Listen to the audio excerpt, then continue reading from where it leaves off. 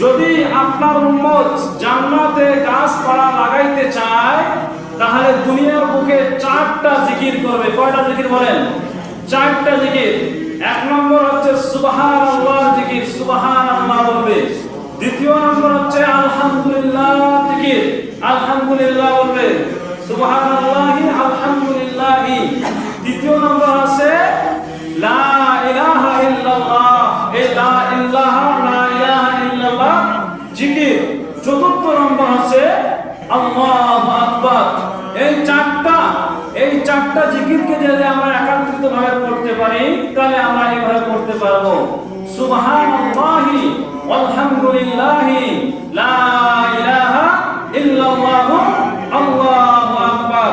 যদি আপনার উম্মত এই 4টা জিকির করতে পারে তাহলে জান্নাতে আসার আগেই আল্লাহ রাব্বুল আলামিন আপনার উম্মতের জান্নাতকে গাছপালা দিয়ে সুন্দরভাবে সাজিয়ে রাখবেন।